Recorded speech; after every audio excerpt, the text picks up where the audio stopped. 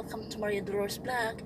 Ngayon, pupunta ako ng garage or gasoline station. Samahan niyo ako, magpapagas ako. Okay? See you. Let's go guys. Punta tayo. Samahan niyo ako.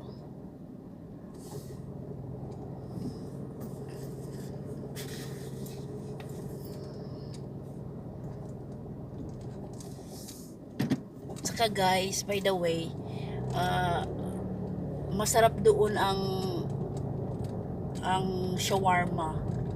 May bibilhin tayo doon na shawarma.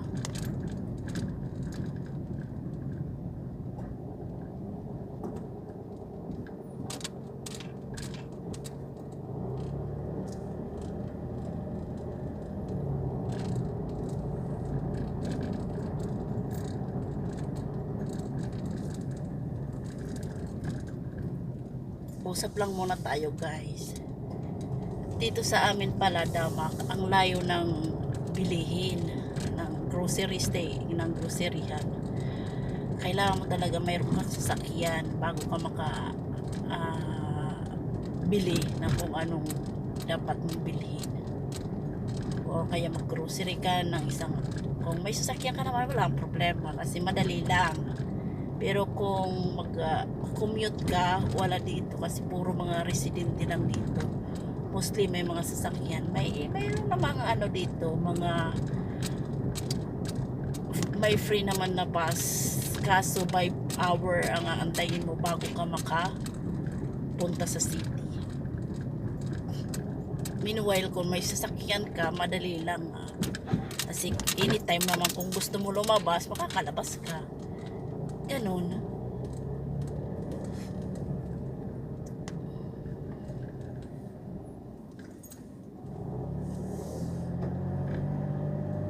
Ay, nako. Samahan nyo ako. Pupunta tayo sa pangalawang gas station. Kasi meron naman dito sa malapit. Pero gusto ko kung mag-craving kasi ako ng shawarma, chicken shawarma. Kaya pupunta tayo doon sa may mas malayo-layo ng konti kasi nag-craving talaga ako ng chicken shawarma. Yun ang kakainin ko for lunch.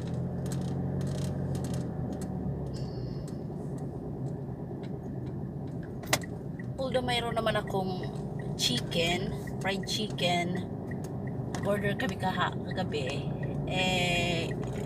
gusto ko talaga ngayon chicken shawarma, kaya samahan niyo ako, nag-craving talaga ako.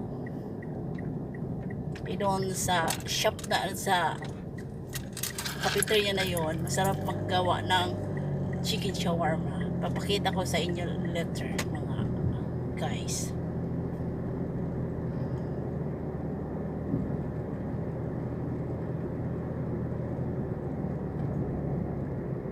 Dito guys pala, iba-iba siyang pangalan ng mga bahay or apartment. Kada cluster, ibang pangalan.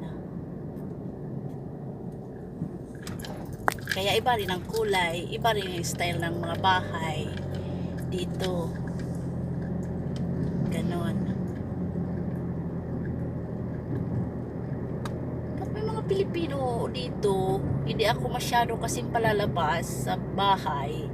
Kaya hindi ko sila makita yung mga kabait, except kung may mga event like Saturday, Sunday. Mayroon kasing event dito sa Damak. Every Saturday and Sunday talaga, weekend. Kaya masaya rin dito tumira. Naninibago pa lang kasi bago pa lang kami. Is almost 2 months pa lang. But sanayan lang siguro mga guys para maka-adapt ka dito sa place na to. Pero maganda siya, Bernice. Superb.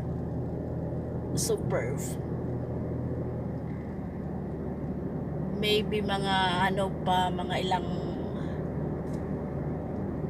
month or years, ma-open na siguro yung golf course at saka yung water pool dito. Maganda kasi ang water pool na ginagawa nila bago. Kaso hindi pa nagagawa talaga mga guys. But antayin na lang natin, we'll see, kasi dito naman ako nakatira kaya ganun talaga ang buhay, sanayan lang.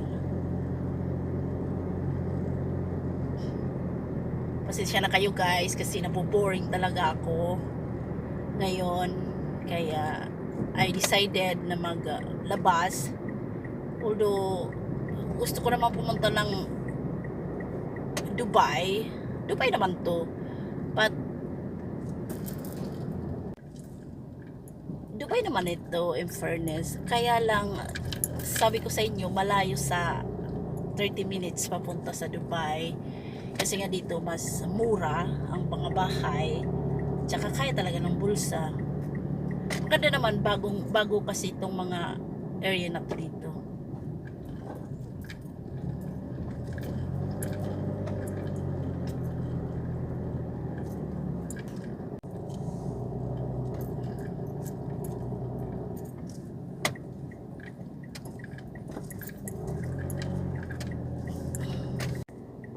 Let's go guys. Tuloy tayo.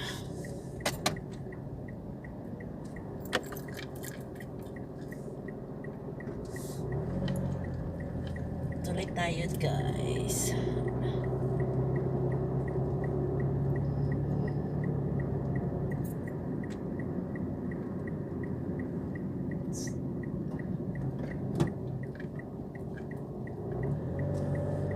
Sana makaano, kasi hindi ko kaya, ayaw ko lang sa cellphone ko, parang maliit ng storage. Ayan ang putol guys.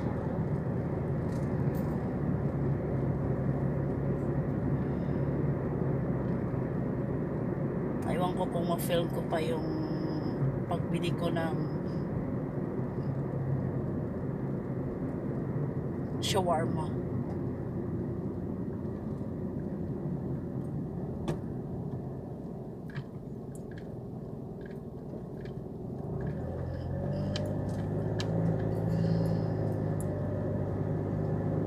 Ito guys, t-shirt to tayo. By the way guys, dito yun namin nakita yung camel. First time namin makakita ng camel kasi dito, as in. Tapos nakasakay pa kami noon. Ewan ko nakita niya yun, pero inano ko yun sa sa YouTube guys, at saka sa Facebook, at saka sa Reel na gano'n rin ako naglagay. Nag-post din ako doon. Try natin guys, sana makaya pa ng storage ng cellphone ko yung pag-film ko papunta sa garage, kasi nga yung cellphone ko lang gamit ko, isa lang kasi cellphone ko guys. Pag nakaipon-ipon bibili uli, as now wala, ito muna sa aking cellphone lang muna. Sana makaya.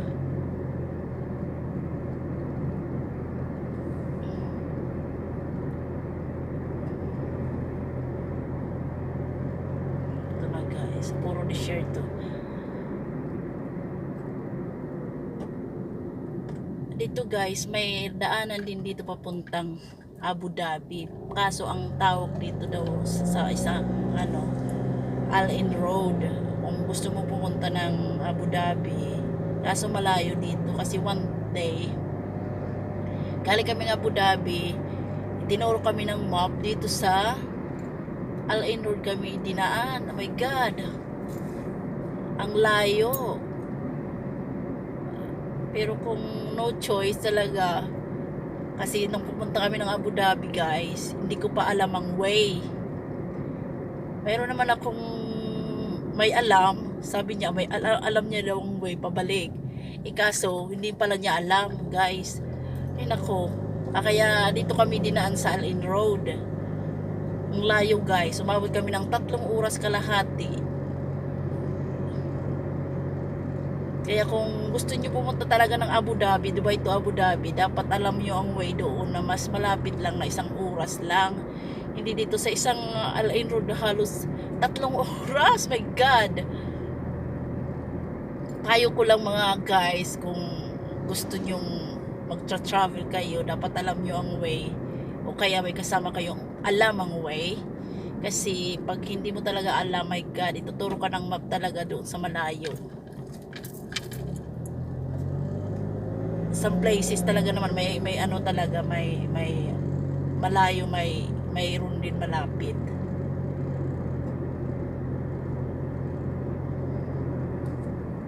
Kaya payo ko lang, pag pumunta kayo ng Abu Dhabi, dapat may alam nyo ang way, at saka may kasama kayong may alam papunta doon guys. Kasi ay nako, na experience going to first time going to Abu Dhabi, my goodness.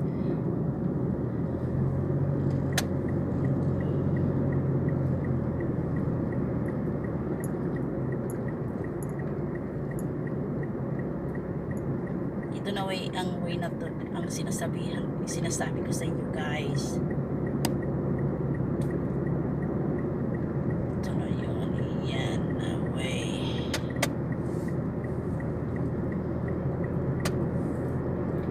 At by the way guys, itong way na to pala, daanan to papuntang 7 club, 7 basta the 7 rugby club, ayun, the 7 rugby club. Ito ang way ito, punta doon. May way doon pa, itong daanan na to, papunta rin to sa Dubai. Kung alam niyo ang way, may papunta din to sa Dubai. One day, isushow ko sa inyo ang papuntang Dubai galing dito sa amin. As now, ito lang muna tayo, papuntang garage, at saka gusto ko talaga kumain ng ng shawarma. As in, kanina pa ako takam na takam. Kaya ito, papunta tayo doon guys. Samahan nyo ako, makinig kayo muna lang sa kwento ko.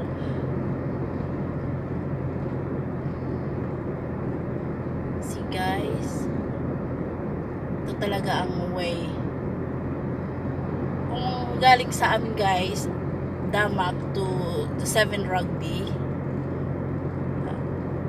abot lang naman ng 15 minutes.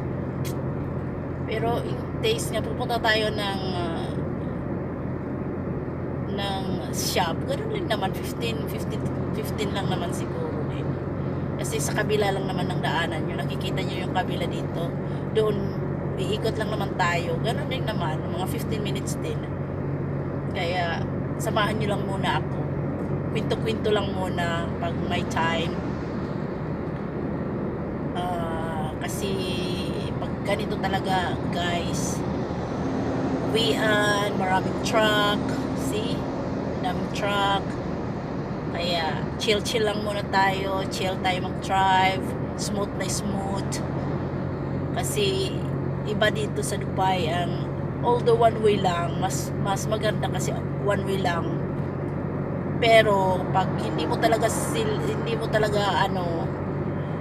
yung iba kasing mga driver, walang paki, lang, makapag-drive ng fast lane, or kaya wala na, kasi siguro pag uwi ba, kailangan umuwi ng maaga, kaya ayun, masyadong mabilis ang takbo.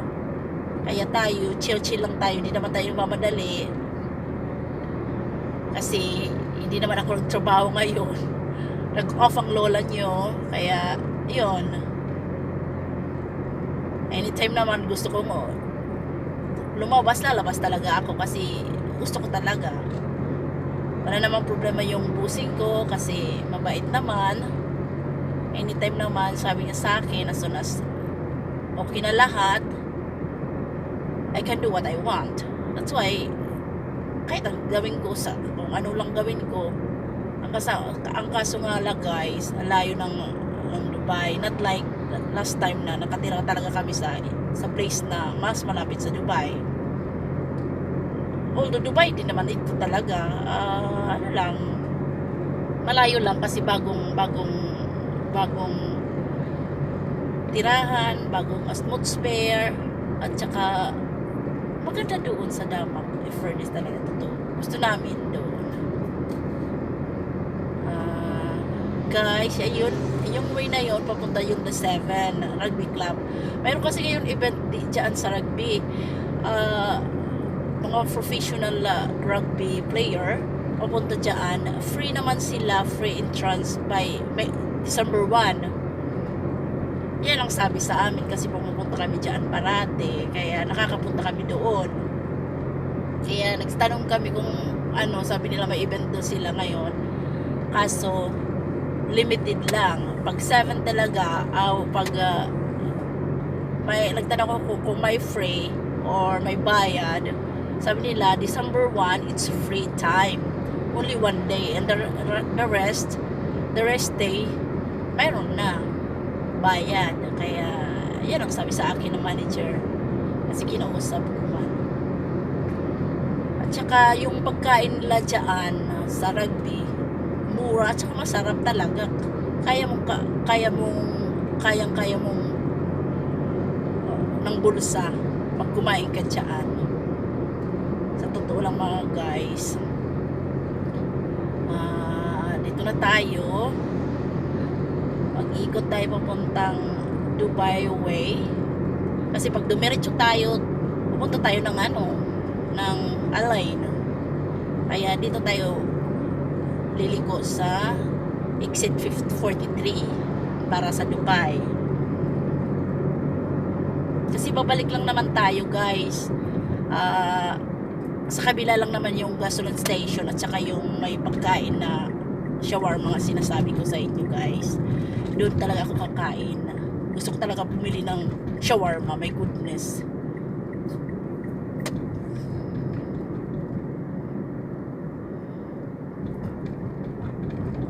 Smooth lang tayo guys kasi maano dito, ang daming nasasakyan din naman. Pero alam nyo guys, here we go guys. Ito guys, dito ito ang kabilang na to kabilang way.